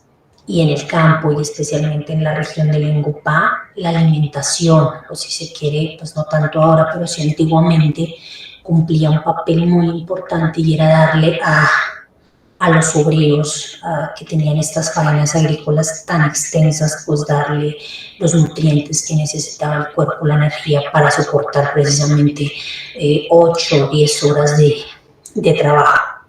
Entonces la cocina tradicional supone no solo el conocimiento de la preparación de los alimentos, sino que conlleva también todo un intercambio de saberes que se han dado de generación en generación. Aquí lo quiero poner a modo de la cocina como una manifestación, un poco porque pues es en el marco de patrimonio cultural, que es en lo que, digamos, en el campo en el que lo pienso o lo he pensado, y es una manifestación a partir de un intercambio, una alquimia propia de la cocina y de los alimentos. Como les mencionaba, poner en lógica la cocina tradicional un poco, que ha sido reconocida por la UNESCO, que es la Organización de las Naciones Unidas para la Ciencia, la Educación, la Cultura, como una manifestación del patrimonio cultural inmaterial, que acá en Colombia el Ministerio de Cultura también la define como dentro de unos campos de patrimonio inmaterial, dentro de unos saberes, dentro de unas normatividades, si se quiere, sociales también, para su desarrollo, pero también debe entenderse desde diferentes un poco variables conceptuales, teóricas, que nos ayudan a comprender este fenómeno pues como un todo, ¿sí? Un reconocer de actividades tecnoeconómicas en las cuales pues se desarrollan procesos productivos que precisamente buscan establecer cómo la naturaleza beneficia pues la alimentación humana. Pasando pues por, claro, también un poco, si se quiere, conflictos, porque no, medioambientales, políticos, económicos, y las culturas, o más bien como las economías de las comunidades. Es importante también reconocer que la cocina hace parte también de todo un tema de memoria histórica de comunidades, de cómo se han alimentado, cómo se alimentan, y eso dice pues mucho de la identidad de un pueblo y de una comunidad. Acá, por ejemplo, doña María Rosas, que era una cocinera tradicional, nos decía que nadie le había enseñado a preparar lo que ella hacía, sino que ella solita lo empezó a hacer como prueba-error, ¿sí? Y ella pues finalmente tiene como un emprendimiento, pero dice que ella lo aprendió de la gente, ¿sí? Lo aprendió del consumidor, porque ellos le iban diciendo como póngale más sal, póngale más azúcar. Ella hace todo el tema de garullas y lo saca a vender al mercado pues los fines de semana. Bueno, pero como inicio, digamos, como la investigación se hace con un equipo primero interdisciplinario que conoce la región, ¿sí? Que es digamos, de esta zona, se piensa precisamente o se conversa con las comunidades acerca de las necesidades que se tienen apremiantes en cuanto a ese reconocimiento de lo que ellos hacen, porque muchas veces tampoco son las personas que lo desarrollan o que lo realizan, no creen pues que estas labores sean tan importantes y tan significativas, que tengan en términos de patrimonio cultural y material un uso, una función social, ¿sí? Que sabemos, bueno, que la cocina o algunas manifestaciones están vivas porque son dinámicas, porque se transforman, ¿cierto? Diferente de pronto en patrimonio, no sé, arqueológico o material, que es la casa, la fachada, y está ahí y se valora por eso, por ese valor histórico. En cuanto al patrimonio inmaterial, y precisamente la cocina es más por ese carácter de lo vivo, de que nos representa una identidad y que nos permite, digamos, de cierta forma vernos reflejados allí como comunidad. Entonces, esta investigación se ha realizado pues, desde el año 2021, esto es ya como el tercer año, en donde se han pues, podido como hacer unas líneas de trabajo, ¿cierto? Señalar que hay lugares que describen obviamente pues, esa relación con el territorio, que hay unos caminos de tránsito de los alimentos, que hay unos modos específicos de transmisión culinaria y una preparación de los alimentos, de cómo las personas utilizan o no ciertos alimentos o ciertas bondades que les da su entorno inmediato, la utilización, ahora pues más actualmente técnicas de preparación que van desde lo ancestral o tradicional, como no sé, el hecho de moler, ahora el hecho de batir, ya porque se introduce, digamos, un nuevo artefacto, ¿cierto? Eléctrico, si se quiere. Entonces, a partir de allí también de esas técnicas podemos leer cómo va avanzando, cómo se va dinamizando una manifestación, que en este caso pues es la cocina, la utilización, la consecución de la materia prima, como la leña, que leña es mejor para prender el fogón o no, y sin duda el papel del hombre y su ayuda en la cocina, porque pasa en ningún país que sobre todo el quehacer de la cocina es un saber que ostenta y reproduce sobre todo la mujer, ¿sí? Se da sobre todo en línea materna, por observación o ya pues, directamente por imitación, ¿sí? Entonces, es como algunas de las líneas que se trabajan allí. Bueno, en cuanto a, digamos, categorías que se hayan podido explorar en esta investigación y un poco relacionado con lo que están, digamos, conversando hoy acá, es el acceso y el uso de la tierra. Cómo de pronto a partir de la cocina podemos leer esa categoría, digamos, de análisis. Doña Cecilia Mendoza decía que en la finca había pitaya, pero también había batata, racacha, sembran frijol, que no es una finca muy grande, pero es productiva. Ella se siente pues orgullosa de que esas 2 toneladitas y media da de todo. Entonces, cómo el acceso a la tierra, el acceso y el uso, el hecho de saber que podemos utilizar esa tierra, también podemos leerlo a partir de la cocina tradicional. Las huertas. Bueno, aquí quería devolverme un poco para comentarles de doña Ana Cecilia Ojeda, que ella es una cocinera tradicional de Rondón. No sé si ustedes saben qué tiene ella ahí en el plato. ¿Alguien reconoce de pronto ese tipo de preparación? ¿No? Estos son unos jutes de mazorca, que es una preparación que guardan, es una preparación de invierno, porque lo guardan pues durante 25 días, lo ponen en una corriente de agua, dejan que la mazorca, bueno, como dicen ellos, se apiche, y después le hacen un guiso de cuajada. Y claro, como llegaba esa época de invierno, en que era muy difícil salir, en que era muy difícil de pronto conseguir los alimentos, pues así era que los proveían para darle pues la energía al cuerpo. Ella es doña Chiquinquirá Romero, es una cocinera tradicional que hace, o hacía más bien, tamales. Es el papel tan importante, digamos, de esta señora, que también era de Rondón, de llegar a alimentar prácticamente a casi todo un pueblo, porque ella los fines de semana, cuando estaba joven, hacía unos tamales y los vendía a 500 pesos. Y llegaba todo el pueblo a hacer mercado y a comerse, a desayunar prácticamente muy temprano con un tamal y un caldo de pata, que pues ya el caldo de pata era el encime. Pero ella como que toda esa narrativa y esa historia que ella tenía de su preparación y su elaboración de sus tamales. A ella sí pues nadie le aprendió ese oficio, entonces quedas como más como en la memoria, como un reconocer desde el territorio. Bueno, otra categoría, aparte del acceso y uso a la tierra que podemos leer, digamos, en la investigación de cocinas tradicionales, es la importancia de la huerta.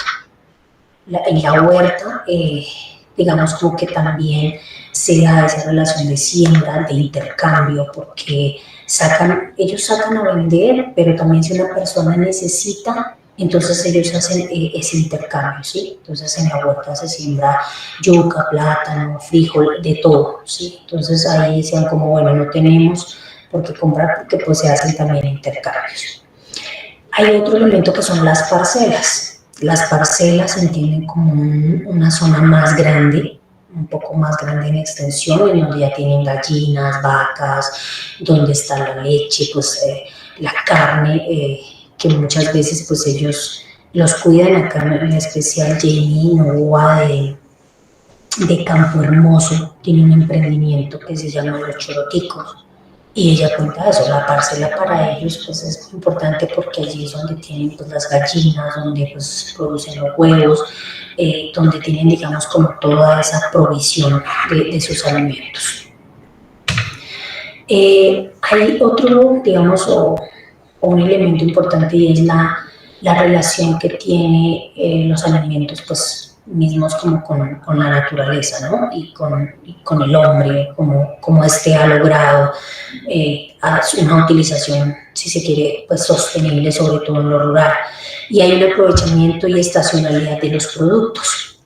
No solo en el conocimiento del hábitat, de la naturaleza, del universo, de la estacionalidad, hablándolo en términos de invierno, verano, cuando hay cabañuelas, cuando suceden, digamos, estos fenómenos climáticos, sino también cuánto dura o cuánto puede durar un producto o un alimento para que no se dañe y no deje de ser o sea perecedero.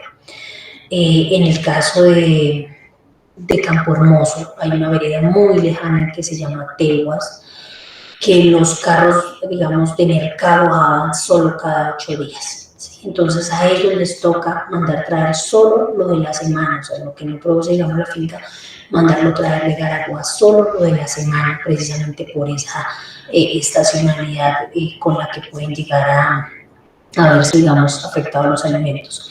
Y allí también, pues, vuelve a jugar un poco el tema del intercambio de las cadenas de valor con los vecinos, que si uno no tiene o tiene más de una verdura o de un tipo de alimento, pues hacen como este intercambio.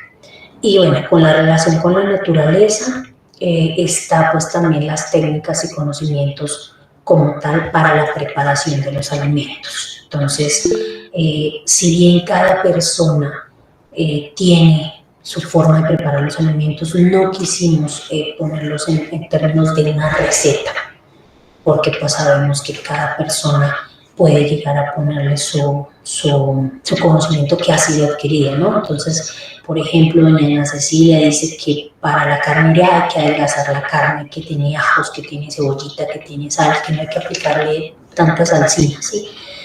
Que porque, pues digamos, en la antigüedad ella decía, mataban un chivo, lo consumían, no lo consumían, digamos, en el momento, lo dejaban secar por un mes y así lo hacían. Entonces es como esos conocimientos que ellos también tienen de esta estacionalidad y de la preparación de los alimentos. Bueno, este fue como ya una panorámica pues, de uno de los laboratorios que en su primera fase pues involucró precisamente todo el tema de las prácticas, de los actores, de las preparaciones de los alimentos, en donde claro, casi me escapa al objetivo de la presentación, pero se hicieron programas radiales, se hicieron talleres un poco de innovación gastronómica, y la fase en la que vamos es reconocer qué quieren hacer estas personas con eso que saben, ¿sí? Con eso que saben, porque hay muchos que ya lo utilizan para, como les decía, para emprendimientos, para sacar a vender, porque se dieron cuenta que de cierta forma con eso que ellos sabían hacer no solamente era para llevarle a los obreros y al esposo en la finca, sino que eso que ellas preparan, que es tan rico, que es tan representativo, puede servir como un emprendimiento. Y digamos que la fase en la que nos encontramos es precisamente ese recorrido por las casas de estas personas, porque casualmente, o no sé si también sea algo de relacionamiento allí, y ellas tienen su casa, digamos, en el pueblo o cercano a la carretera, pero tienen una finca en donde pues tienen, digamos, pues su parcela y demás. Y digamos, ellas también le apuntan un poco a que otras personas de otro lado puedan venir y conocer su finca y conocer cómo es que ellas cultivan y cómo es que preparan sus alimentos. Entonces estamos obviamente en ese proceso de reconocer primero, de saber escuchar cuáles son esas potencialidades, si se quiere, e incluso pues de pronto para turismo. Entonces así como que va la investigación, y pues eso era como lo que quería traerles esta tarde nuevamente. Muchas gracias. Gracias a usted, Ivana, por todos sus aportes, muy interesante su temática de investigación. Iniciamos con una sesión de preguntas de 5 minutos, para que por favor levanten la mano. Esperamos en los 5 minutos responder pues, a las personas que realmente alcancemos.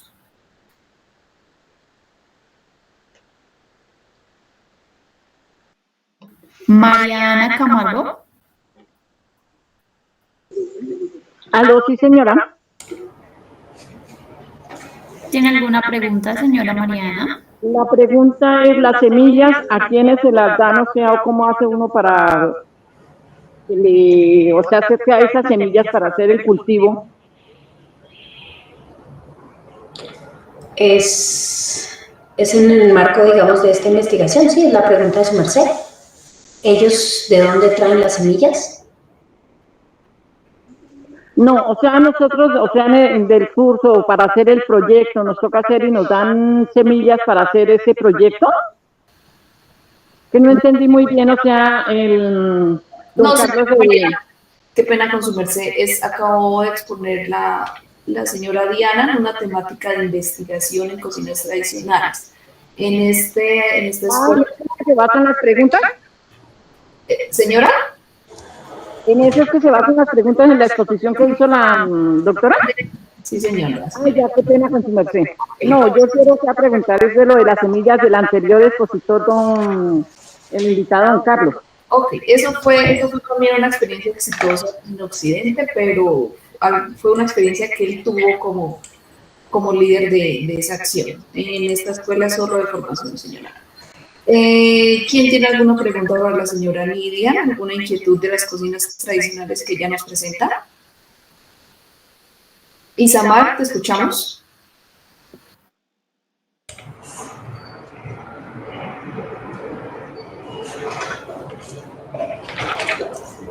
Buenas tardes, señora Lidia. Buenas tardes. No más que una pregunta, o sea, escuchando cada investigación, cada historia, pues es imposible que nos llegue a la mente de uno, pues como esos recuerdos por allá donde la abuela. Nosotros fuimos una familia desplazada de madre soltera que iba con muchos hijos, ¿sí? Ella tuvo que dejar todo y pues típica familia que se cría en un cuartico, todos encerrados. Ella tenía una conocida y la señora tenía una finca donde precisamente se parecía mucho a todo lo que hablaba usted. Ella sembraba berenjenas, auyamas, papa amarilla, frijoles, trigo, todas esas cosas. Pues la finca no era súper grande, pero ahí cabía todo ese alimento, y ella, como sabía nuestra situación, pues nos compartía. Entonces me trae demasiados recuerdos y una experiencia muy bonita, porque vuelve a la mente de uno como toda esa experiencia. Nosotros teníamos que caminar como 1 hora, pero ese era el camino más feliz, nos íbamos jugando con el agua, con las plantas, corriendo por los potreros. O sea, era como ese salir de ese cuarto y sentirnos como libres de la naturaleza, ¿sí? Para saber que la señora pues compartía con nosotros sus alimentos, sus cosechas, todas esas cosas, era una experiencia muy bonita y pues volvió de nuevo a mi mente en este momento. Y sí es demasiado importante que como seres humanos retornemos a lo que es la naturaleza, a sembrar y a producir nuestro propio alimento. Gracias, muchas gracias.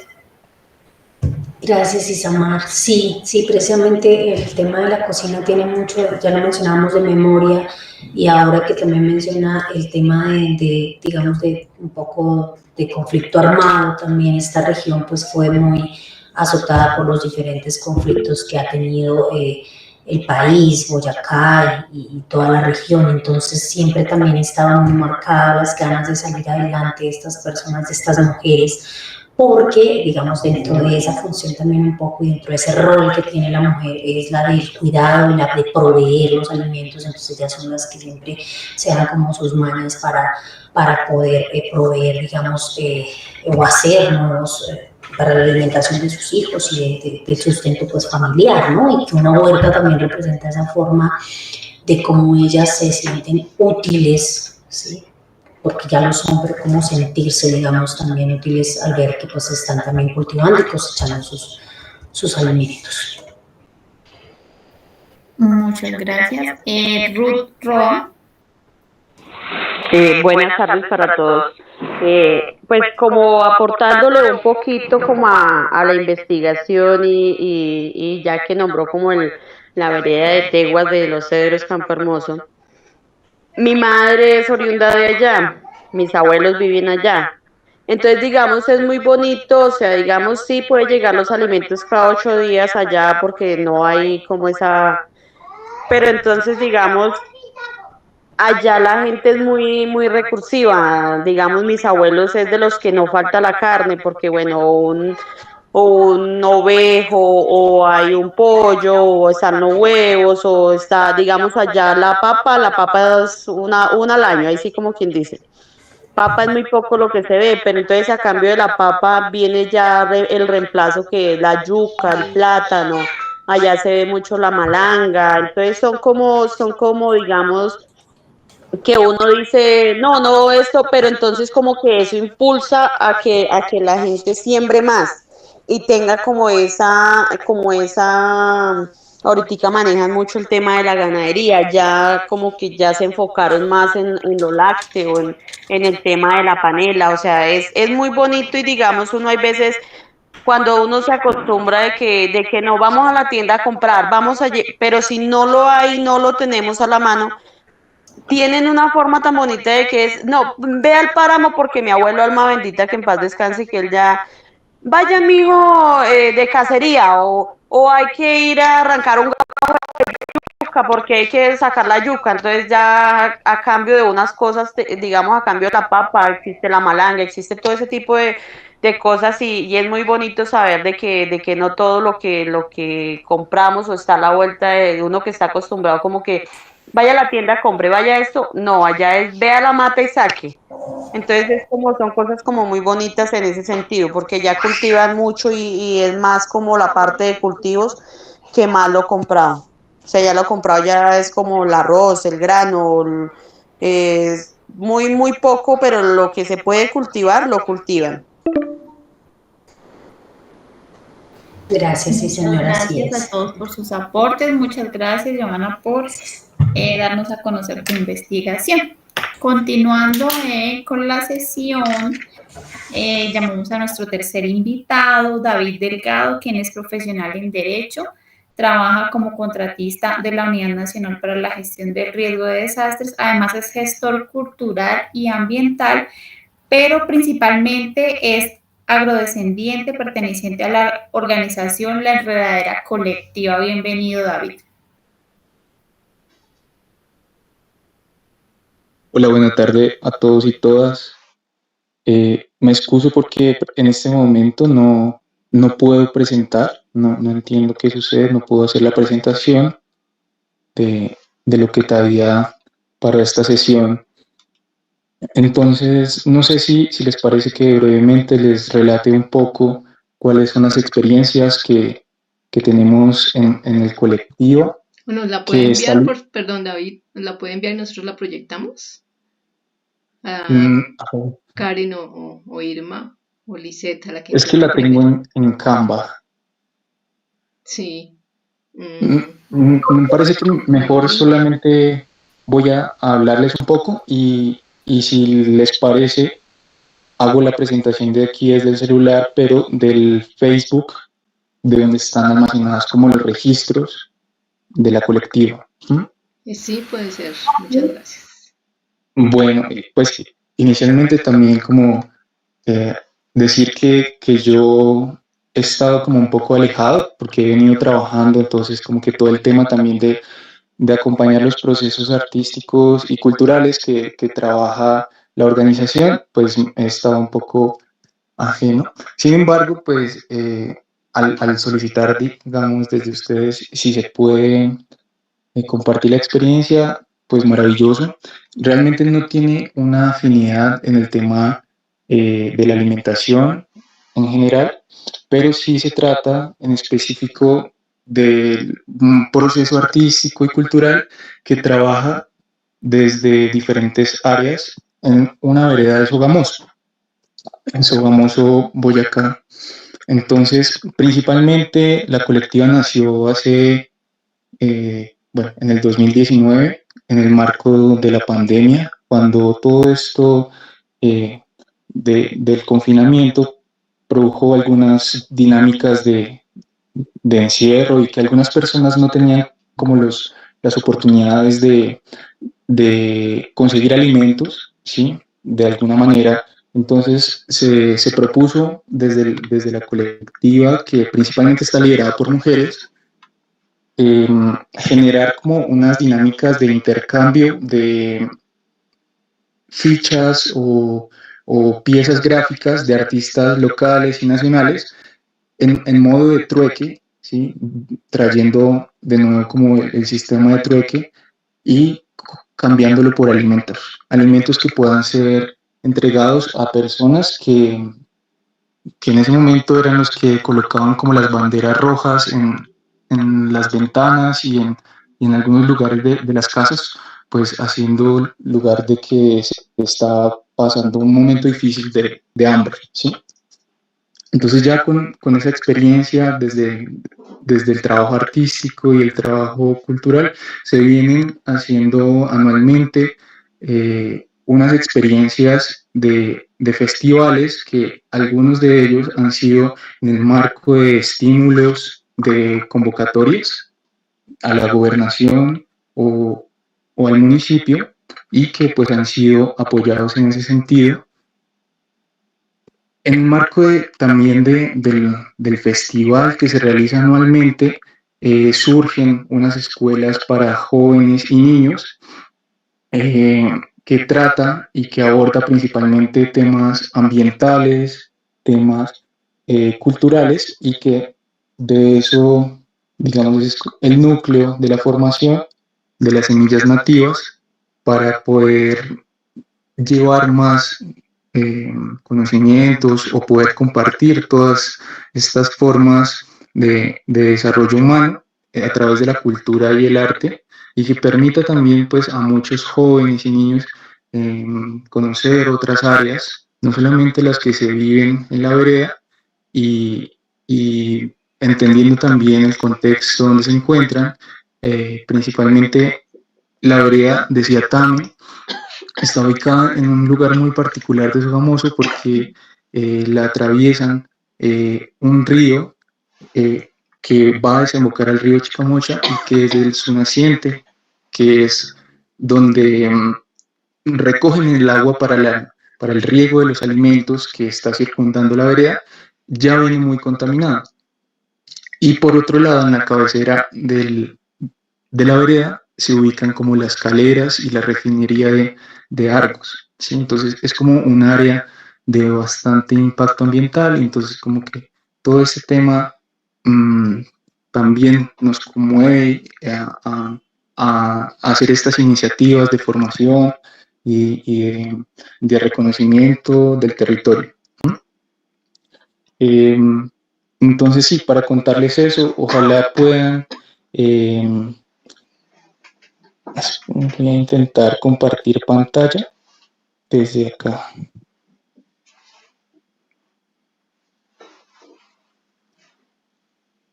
¿Están observando? Sí, señor.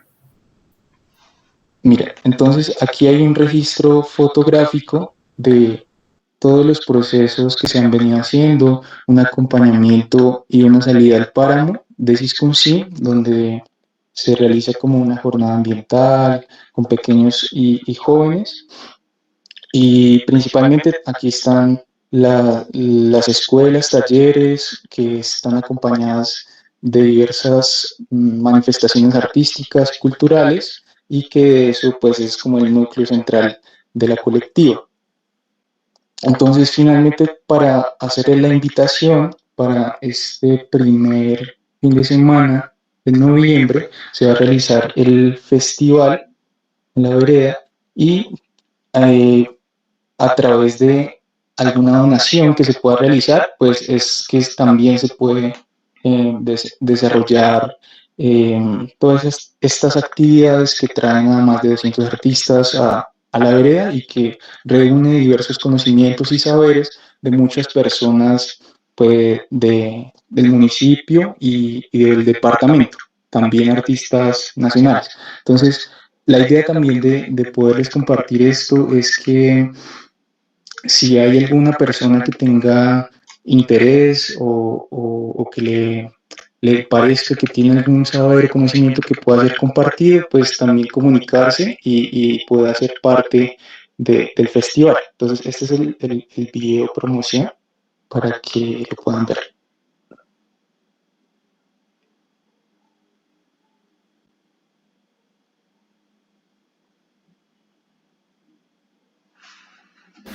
¿No tiene sonido?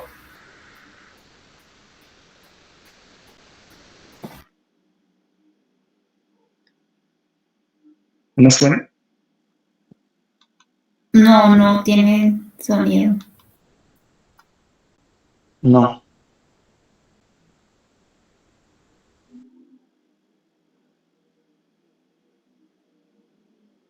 No, definitivamente. Les recomiendo si pueden pasar por la página de Facebook o Instagram, la Enredadera Colectiva, y pueden observar la invitación. Bueno, muchísimas gracias.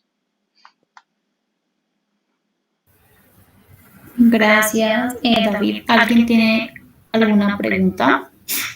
Gracias, David. David, me quedó una duda. En ese festival La Maleza hacen trueque, también hacen el trueque de alimento por cosas artísticas o trueque de alimentos en el festival La Maleza. Sí, también se realiza, si hay alguna posibilidad de... hay una jornada que se llama Paste Up, que consiste en que se recolecta una cantidad de piezas gráficas y artísticas de artistas locales o nacionales y que estos pueden ser intercambiados por alimentos. Y también parte de estas piezas gráficas se hace como una pegatina en el salón comunal de la vereda Ciatame. También aclarar que este proceso pues ha sido como de mujeres y principalmente sin ningún, digamos, apoyo, usualmente, o principalmente como de la Junta de Acción Comunal y de la comunidad, que están muy articulados para reconstruir y para seguir como avanzando como en estos espacios de formación para pequeños y jóvenes. Ok, David. David, esa socialización de esos festivales, de pronto la publicidad y demás, ¿han tenido algún apoyo de la alcaldía? Ha sido a través de los programas de estímulos, ¿sí? Entonces de las convocatorias de concertación cultural se han podido pasar algunos proyectos cuando pues hay la oportunidad y han sido pues beneficiarios. O sea, la colectiva ha sido también como un ejercicio de capacitación para los integrantes de cómo gestionar proyectos y cómo pasarlos a estas entidades para recibir algún tipo de financiación para desarrollar los proyectos y las actividades. Ok, David, muchísimas gracias por tu aclaración. Vale, con gusto. Muchas gracias, David. Nos vamos a un receso de 5 minutos y volvemos a conectarnos nuevamente. Muchas gracias a todos.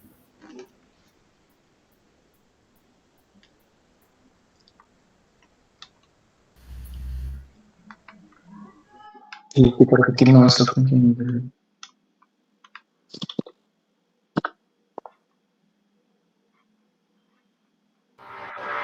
Ok, gracias. Me voy a tomar un tinto con unas fritas que tengo por acá.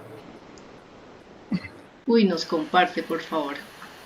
Si pueden ir al baño, tomarse un tintico, desestresarse, estirar los brazos.